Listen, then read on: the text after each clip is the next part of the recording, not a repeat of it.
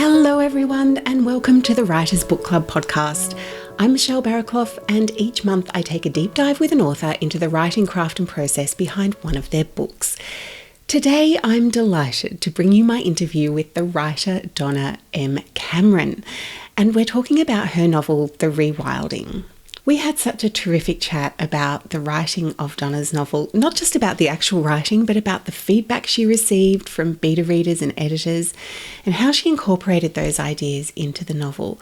We talked a lot about point of view and tense. In fact, Donna wrote this whole novel in one tense and then switched after 83,000 words, which was quite the feat, but she'll tell you all about that and why she did that. We talked about trusting your gut. We also discussed dialogue tags and the clever way that Donna uses them or doesn't use them. And we talked about her writing inspiration, including the incomparable Tim Winton, who had a hand in inspiring this novel, but inspires Donna in a whole lot of other ways, as he does with many of us.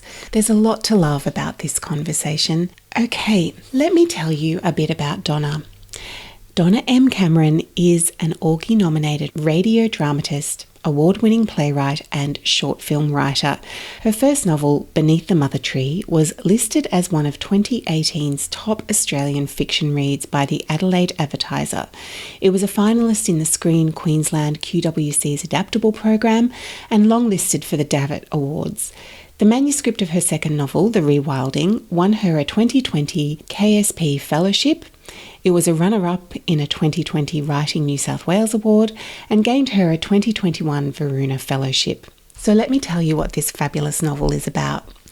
Heartbroken and in fear for his life, corporate whistleblower Jagger Eckerman escapes to hide out in a remote cave, but kick-ass radical Nia Moretti is furious a capitalist suit has taken over her cave. It's hatred at first sight. Yet Nia is hiding for reasons of her own, ones that drag Jagger closer to death as they are forced on the run together, and he's unwittingly pulled deeper into Nia's reckless mission to help save the planet. But who can save Jagger from the relentless pursuit of the man who wants him dead? Both an electrifying cat-and-mouse chase and an odd couple love story, The Rewilding captures the essence of what it means to be alive today in this cusp of change pulsing with possibilities. Please enjoy my chat with Donna Cameron. Donna Cameron, welcome to the podcast. Thank you so much for coming on. Thank you so much for having me, Michelle. I had trouble getting my hands on this book because as soon as it arrived, my husband just picked it up and said, "Oh, can I read this?" So he got to read it before I did and he tore through it. Congratulations. It's a page turner. I mean, by the time I got my hands on it, it was quite dog-eared, but I also tore through it. Congratulations. It's a fantastic novel. Oh, thank you. I'm so glad your husband enjoyed it because, writing from mainly a male perspective as a woman, I love getting feedback from men because it's a bit nerve-wracking whether you've got it right. I'm curious, now that you've brought that up, how does a male voice come easily to you? I have this theory, and I could be totally wrong. It's just my theory that we're both male and female within ourselves. And, you tap into that side of you as a writer that you need to channel that energy. So that's what I think intellectually and maybe instinctively, but there's always a part of me that's like, oh, are men going to read this and just go, oh, that is so not how I think. I bet you haven't had any feedback like that. No, not yet. I think you nailed it. Yeah, it's interesting. I quite enjoy writing from a male perspective. I love it. I think I enjoy it more. Yeah, I agree. I agree. Why is that? We'll have to psychoanalyze ourselves. Penis envy. Okay, we're off to a good start. I think having that separation from the character too, because we're so good at observing others, but we're not necessarily good at observing ourselves. And so, if you do live with a male, you're observing them from a slight distance. So maybe it's easier to write them from that perspective. Actually, in saying that, I think Nia's voice came easier. I did try and swap the sexes at one point. I actually had this day where I panicked and I thought, while I was writing, hashtag Me Too happened and Black Lives Matter. And I just suddenly thought, oh my God, I'm writing this privileged white male who is suddenly the most hated species on the face of the planet. So I did have a day where I tried to swap them and yeah, it didn't work. It didn't Now I'm work. going So to have to get my head around that. I'll be thinking about that for the next 24 hours now. I'll be like, Jagger was Nia and Nia was Jagger. mm, Would have been mm, quite different. But you needed to have him be the privileged white male, really, didn't you? Because that was, absolutely. Yeah, yeah, yeah, that's part of his absolutely. character arc was Yeah, really, some big magic came in and reconfirmed that for me. But yeah, yeah. And that also goes to trusting your gut when you're writing and not writing for the times, that we're in. yeah, yeah, yeah. I went against the times, definitely. Yeah, and I freaked out, and I was like, "Oh, no one's, no one will want to publish this, and I'll never get it published. And what am I doing?" And then I was just like, "Oh well, maybe people need to hear this story." Yeah. And you had to go with your original gut feeling on who those characters were and what they were going to be. I mean, they do say, don't they? Don't write the novel you think you have to write the novel that answers the questions that you have about the world. That is, wow, Michelle, that's actually my guiding force. Donna, let's go back to the beginning of the rewilding. Was there a particular moment or an experience that sparked the kind of core idea of the novel? Well, the trigger was something Tim Winton said in 2013 when I went to see him for the first time and speak. And he talked about basically that the world was on fire and as a species, we were all going to die. And yeah, that set off climate anxiety and depression within me, but it took many years to really manifest. I just tried to push it down. But I think a really interesting moment for me was when I was walking in the national park near where I live, where book is set, the first part of the book is set, and this beautiful young woman stepped out onto the path and she was dreadlocked and barefoot, and I smelt her before I saw her. And, and I realized, oh my God, she's living in one of the caves because there's all these caves in the national parks here that, and I'd heard that there were young people living in the caves. And we just had this moment where we smiled at each other and then she disappeared, like back into the wilderness. And it was almost magical. And I really think that was a moment that, planted a seed as well. So when the rewilding came at me, that was about 6 months after seeing that woman and 10 years after Tim Winton made me realize that things were really bad and they were just getting worse. So Yeah. yeah. He has a way of getting under your skin, doesn't he, Tim? Oh, yeah. Well, he's my Australian literary hero. So He's pretty special. I think I read Cloud Street first and then I read The Riders, and I was just blown away by that writing. I'd never read anything like them before. yeah, I agree. The first time I read him, it was Australia there on the page, but in a really poetic, beautiful way. And The Riders really influenced this book. The Riders is my favorite Tim Winton. So, Oh, and it's interesting, isn't it, that even though we say his writing is so Australian and has so much Australia in it, The Riders is set in Ireland and Greece and Europe. It has that flavor though, doesn't it? oh, it's an Australian just going, Always. what the hell? That he just does that beautiful kind of chase thing that you just need to know what's going to happen next. Mm. In the Riders. It was really interesting because I really wanted to meet him 10 years ago, but when he said that thing, it actually upset me so much. I didn't stay to meet him, and I finally met him recently, just in a book lining with my copy of The Riders, waiting to get my signed. And there were all these people, Cloud Street people, and Anna Downs, who'd booked the tickets. She was a Cloud Street person. And then there were all these writers people, the writers. So we were having this big argument in the line. There was like, Cloud Street's his best. And all the writers were like, no, the writers is his best. That's what it came down to, Cloud Street and the writers. So Okay, so the chase that you have in your novel is a chase novel as well in many ways. So that was influenced by the writers. Wow. Okay. Definitely. Big time. Yeah. So Tim Winton's had a big influence on this book all round in the writing of it. Yes, definitely. It's the unputdownable literary fiction.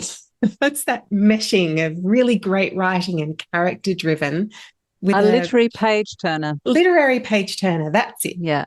So in terms of characters, Nia was the first character that came to you, was she?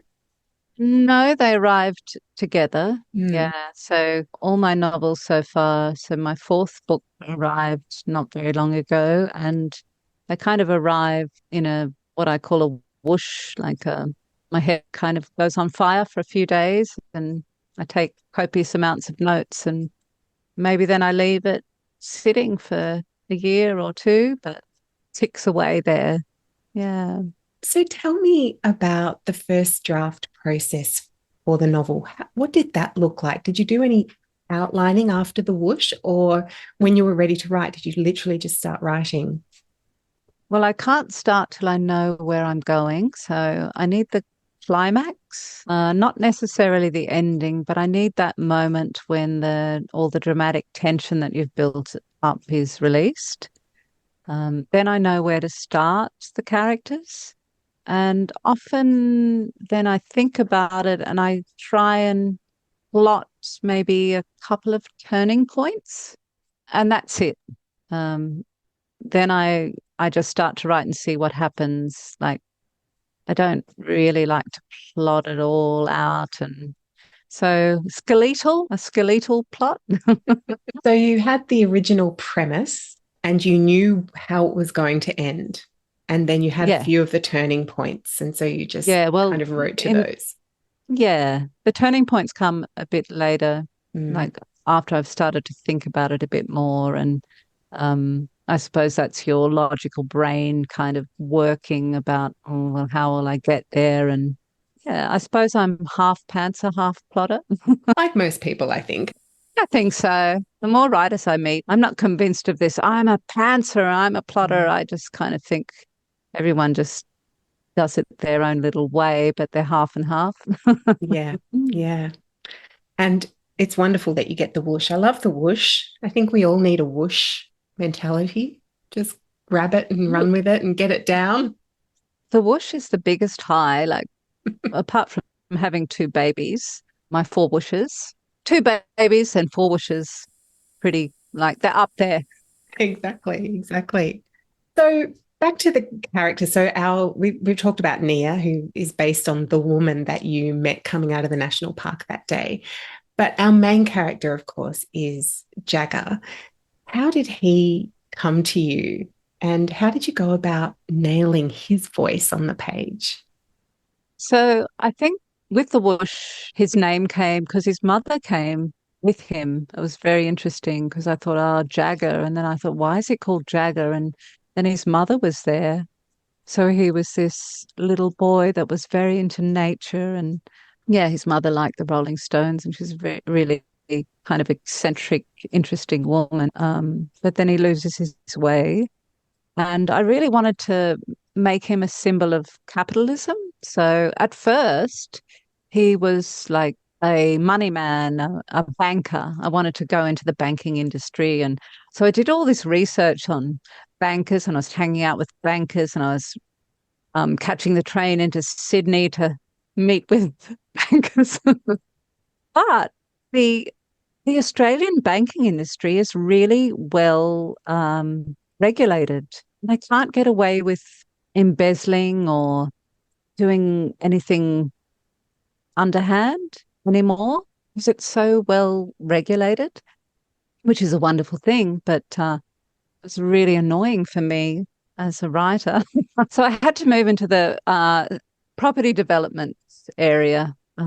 because they get away with murder. And it's so corrupt, and it still is. So I read a book by Kate McClimate called Dead Man Walking about the Ron Medic, Michael McGurk case. And yeah, I was just like, oh, okay. So his dad's a Sydney property developer, and buildings are, I think, the second most emission causing things in the world. So it was perfect. Yeah. So he kind of came out of that idea of capitalism. And so his suit that he's got this beautiful Armani suit that just becomes more and more tattered as the story goes on, and have this character from that world who slowly rewilds himself with his original nature. And I think our original nature is one of simplicity and a connection with the natural world, that as a species, we're so distracted by our technology that we don't realize that we're on the brink of collapse. So, yeah.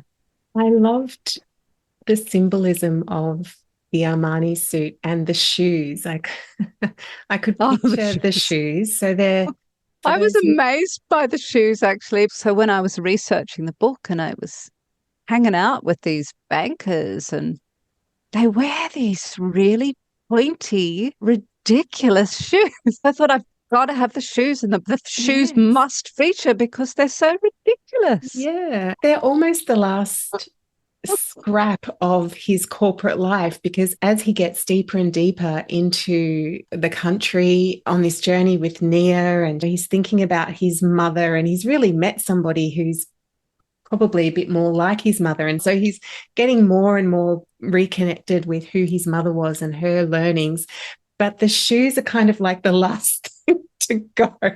And he always had that beautiful nature. I mean, you can see it pretty early on when he goes out for a run and sees the homeless people, and then he ransacks the linen press back at home, and his girlfriend's wraps and throws and all these things that she's bought, and takes them around to the homeless people. I don't know if it's a spoiler, but very early on we do see that kind of save the cat moment they talk about, where even if someone seems like they've done a lot of wrong things, they have this side of them that's just beautiful. That was such a delight when I was writing the book, because he was stuck with these shoes, and every time the shoes came back in, I was just laughing my head off. It's like, you poor bugger, you've still got these stupid shoes. Also, the visual. I mean, at one stage, he's in these really horrible hippie clothes up the top, and the corporate shoes down the bottom. And I think it's that kind of specificity too, when you're talking about characters and describing characters, that just provides that instant mental picture to the reader. It's so well done. Talk to me about that choice of third person present tense too. Did you start writing it in first person at any stage, or was this the way it whooshed? Well, it whooshed in past tense. Well, it was probably my brain going, oh, because I love past tense. I love close third person past tense. That's my preference. So that's what it was written in. And probably about 3 or 4 drafts in, I just went, oh my God, this is so action packed. Why am I in past tense? I need to be in present tense. So, 83,000 words. I changed it all to present tense. So, yeah. So it's interesting, isn't it? I think with every book, you learn to maybe trust your instincts more and not get in the way of yourself. So then you do less work. Once I changed it to present, a book came alive. Like his voice came alive. That's so interesting, isn't it? Just a change of POV.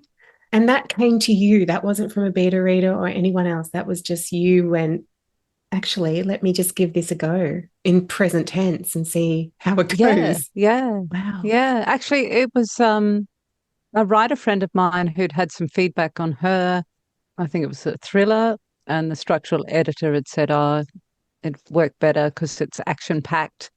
Put it into present tense. And when I heard that, I thought, oh, maybe I should try it. And I think I just did the first chapter, And I knew immediately. I was like, oh my God, this is much better. Donna, speaking of voice, we have Nia in the first person, and she doesn't have that many sections throughout the book. But why did you want to bring Nia's voice in to the novel? Well, I suppose because I'm a woman. So originally, first draft, Nia opened the book. Ah, Yeah, yeah. The readers were in the dark because I just had these random diary entries from an unknown character until Jagger met her. And then every chapter, she had a diary entry. And then I had some early beta readers who were just like, oh, I just skipped over those bits. She was really annoying me. So I was trying to just give her a voice for no reason, like just to make sure she had a voice, because I didn't want to just have a male voice through the whole story. And it was really interesting, the development of Nia. I I silenced her more and more, and she became more powerful, mhm. strangely. Yeah. I got rid of a lot of Nia and then just kept the essentials because she was holding up the action. I left the bits that added to the ongoing story, I suppose. Then it worked. So yeah. I loved that first time she appears on the page because until then, Jagger is sort of referring to her as the feral. And is that's the name he has for her, isn't it? Yeah, yep, the The, feral. the Yep. feral. Which my editor was really uncomfortable with. Yeah, but it was in character, so it had to stay. Yeah. So by the time she does appear on the page, you're really curious about who she is. It's like a gift. Yeah, it worked much better. Yeah. Whereas first draft, she opened the whole book and it just didn't work. You know, my beta readers were really confused and then they were just annoyed by her. Yeah. So, Well, you've opened the book with a Jagger in such an amazing opening, and I'm going to refer all of you lovely listeners to my friend Pamela Cook's podcast, Rights for Women. Donna was on there a few weeks ago and they did a deep dive into the opening of this novel. And as Pam rightly said, it's a masterclass in how to open a novel. oh, thank you. So that was his original opening, but I did try and change it because I thought I had to, but then I went back to it. So, yeah. Mm-hmm. Trust your instincts. Trust your Definitely. instincts Yeah. and your editor and your readers. Since we're talking about voice, I thought it might be a good opportunity to let listeners hear both of the voices and just to see how different they are and how you captured two different voices on the page.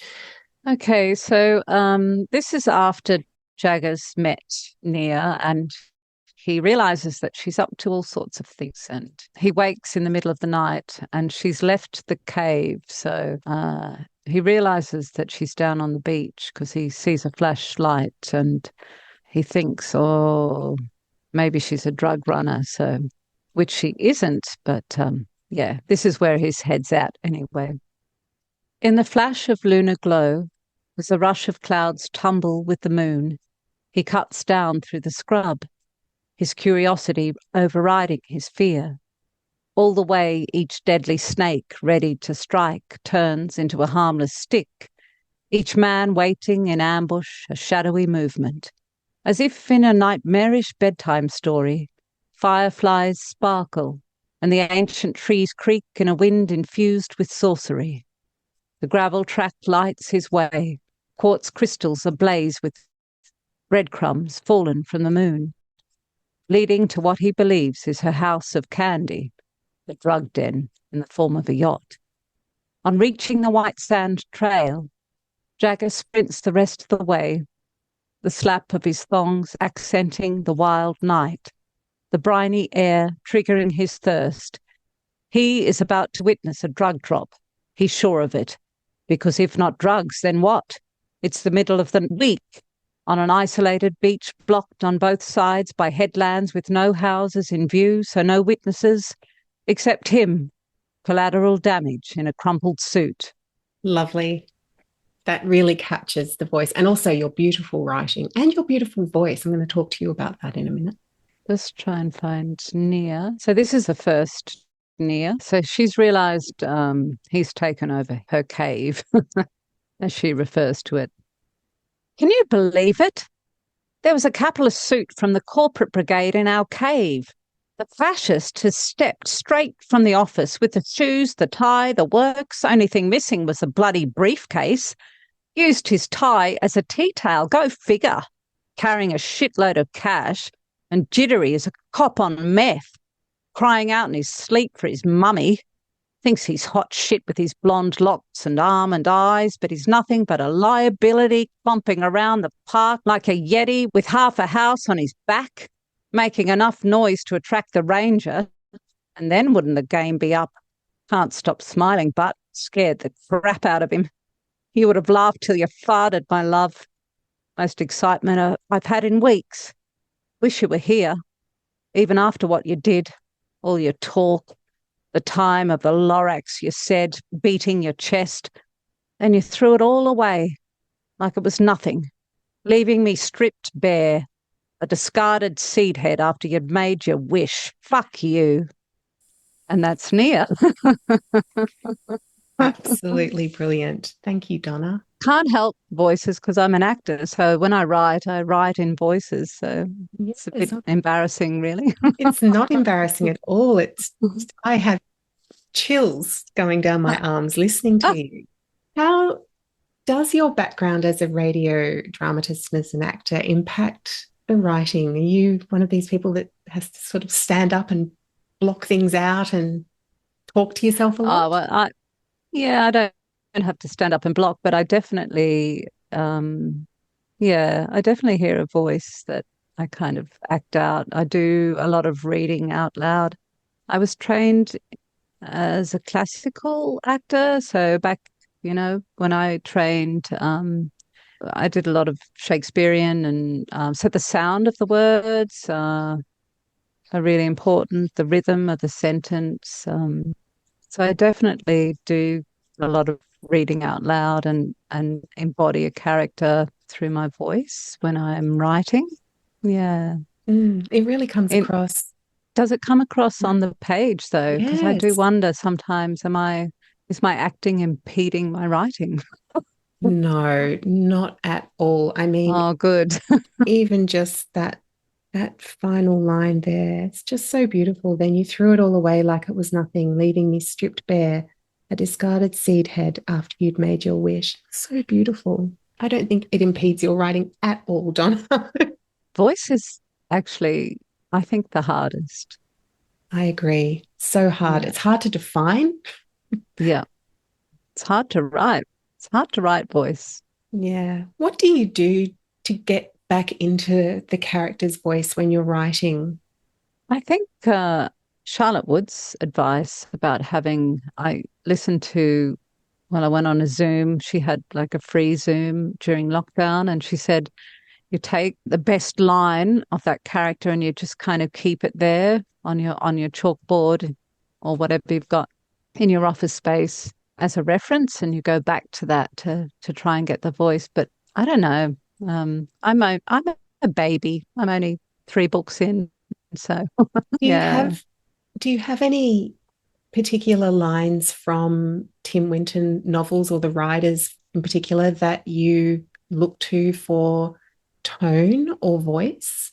No, see, I don't do any of that. I read so much, but I forget to highlight things. And Yeah, but I suppose it's all in there somehow. It is. It's a big, like, soupy mess, maybe. Yeah, it's something Winton-esque about this novel, definitely. There's an influence there. And speaking of Charlotte, in the episode I just did with her, she talked about having those treasured novels, those, that handful of books and authors that you can just turn to for tone and for voice. I don't know about that because recently I was having a very hard day with my 3rd book, and I picked up a Daisy Johnson novel, and I love Daisy Johnson's work.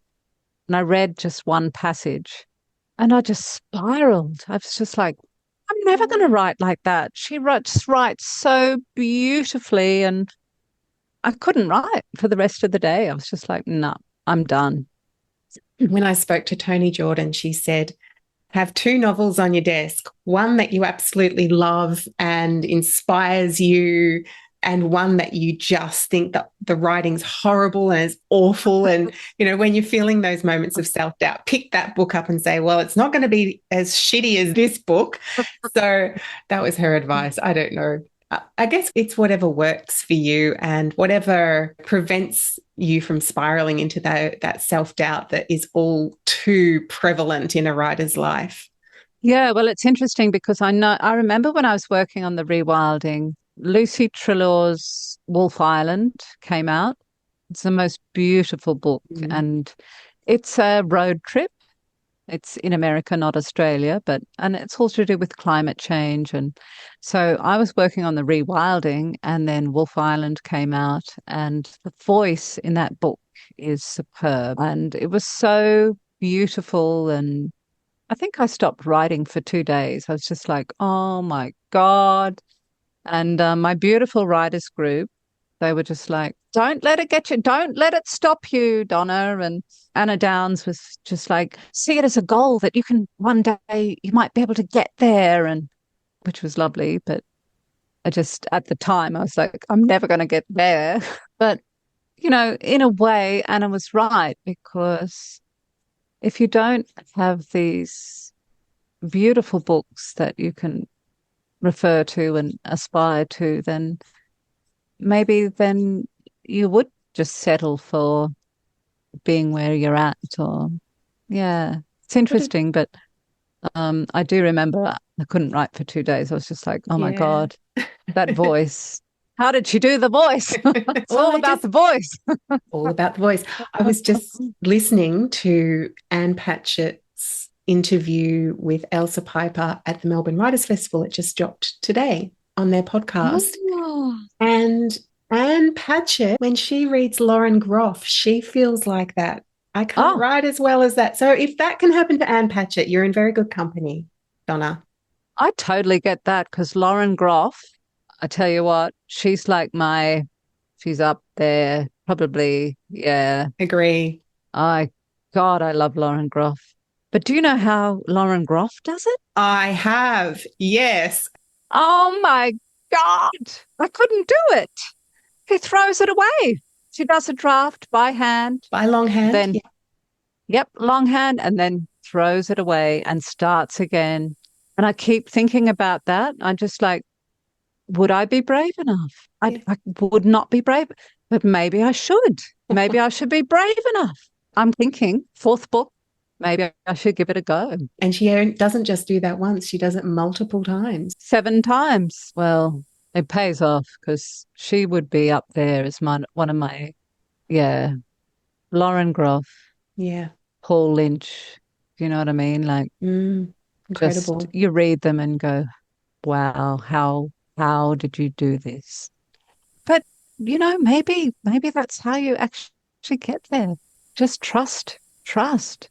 What they say, Donna, you aim for the moon, and even if you fail, you still may land amongst the stars. So that's beautiful. Who said that? I don't know. I just heard that years and years ago, that expression. I often think about it. Yeah. Well, that's me. I'm never happy with my books. I look at my 2 books and I think, whatever, because I aim for this incredible thing, and then I'm just like, didn't quite get there. But anyhow, I'm only 3 books in.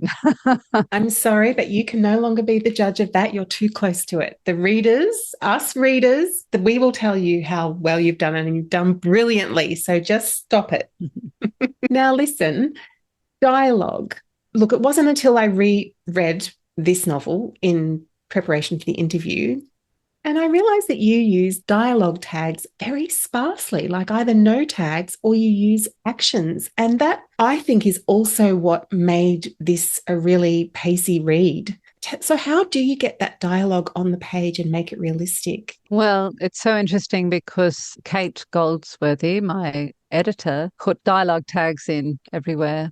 And it was one of the things I pushed back against. Good. Because I don't like them.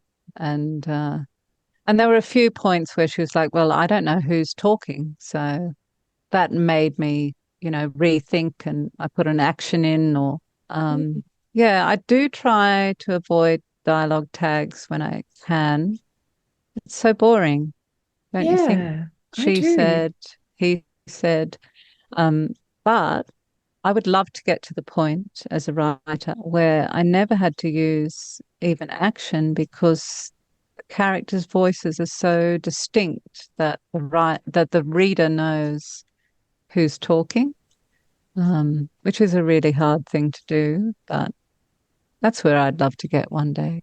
Well, I think you're kind of there in many Oh, thank respects you. because can I Well, do you know what? actually? I'm in my 50s and I was a playwright for many, many years. So, Hmm. my God, hopefully I'm nearly getting there.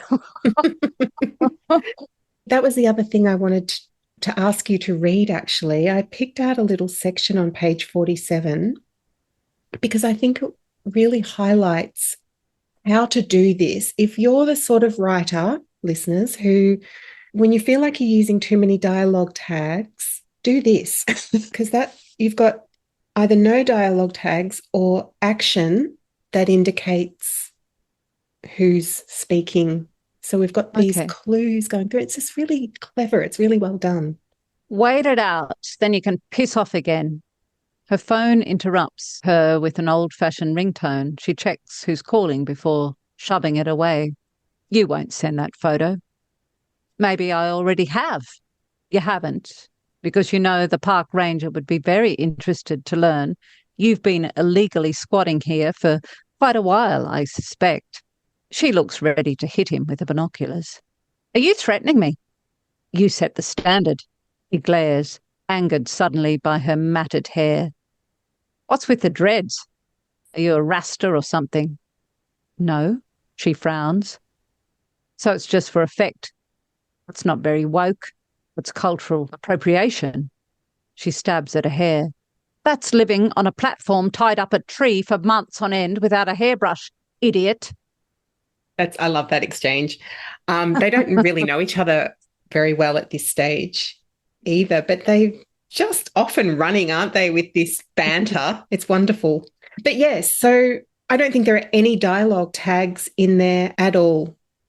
You're Yeah, that's using actions. He glares, she frowns. And I love that because why use a dialogue tag and waste words when you can actually put a picture into the reader's head?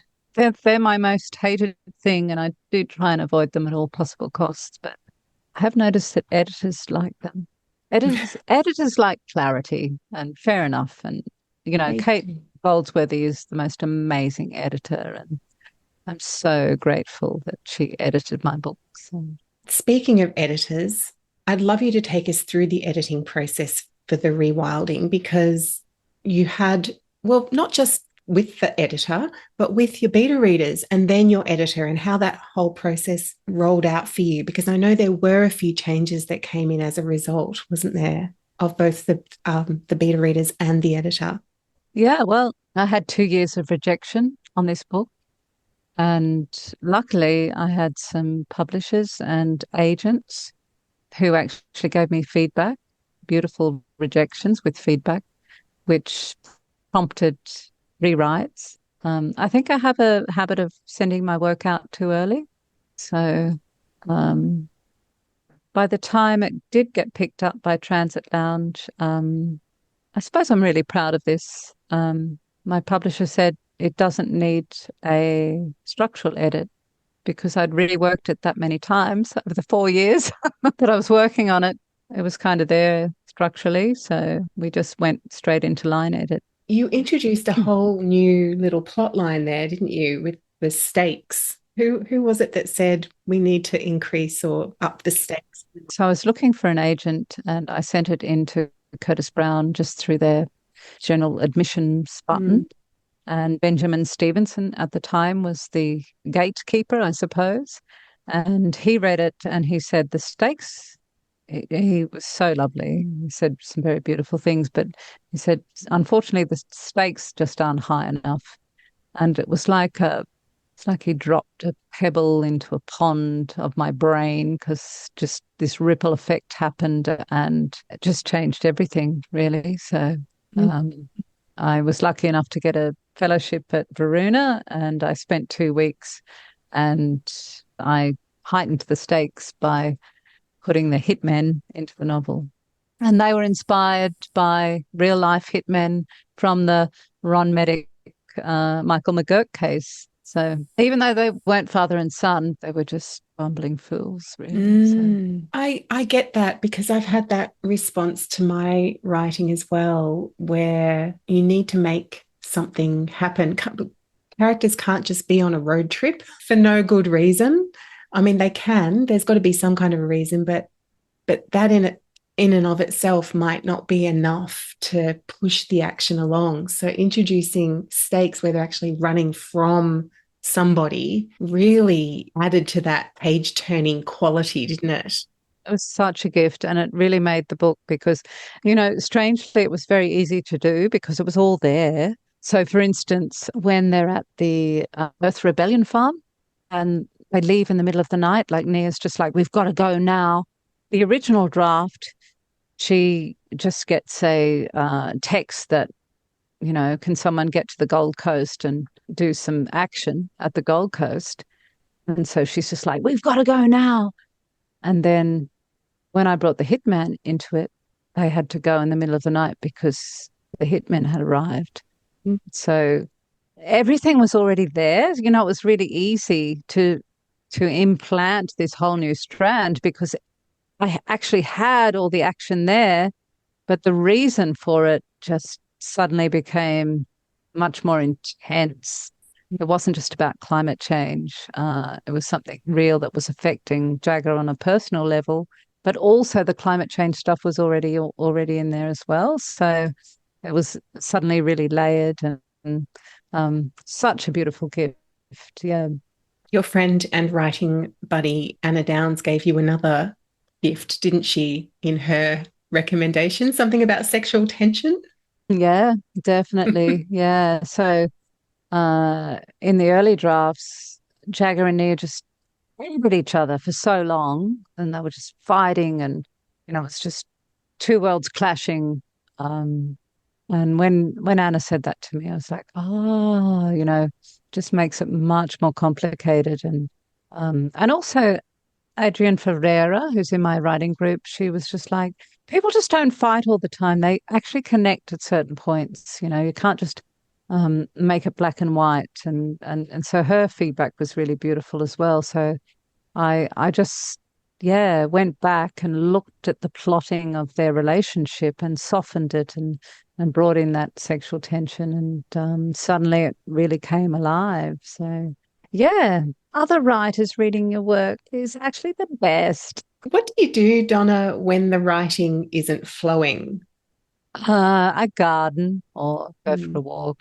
But I don't listen to an audiobook or a podcast. I actually just keep that silence. Don't go on social media. Just keep the book alive, like in my subconscious. And then usually whatever's problematic will rectify itself in some beautiful way. Rewilding is your second novel. Your first novel, you learned a lot about the art of novel writing, I'm sure. What did you bring from that novel to this novel? Like, were there some things you thought, I'm not doing that again, or this is something I need to remember for my next novel? Yeah, so my first novel is from 4 different points of view. So I was really interested in just having one point of view. And then, of course, Nia came in. And so it kind of is 1.5 points of view. But I really didn't want to do the whole changing the points of view all the time. I really wanted to just stick with one point of view. Strangely, Bloomfield, my next book, I've got 3 points of view, so I've kind of gone back to it. And the other thing is, readers of Beneath the Mother Tree absolutely loved it, but a lot of them said, oh, I almost gave up because I wasn't right. I wasn't like drawn in from the start. It was such a slow burn.